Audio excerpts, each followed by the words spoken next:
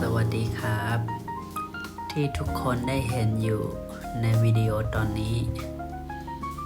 คือเมืองเปงรัชฉานภาคตะวันออก อยู่ใกล้ๆกับเชียงตุงครับ เมืองเปงก็เป็นเมืองเล็กๆถือว่าเป็นเมืองที่สงบสุขนะครับ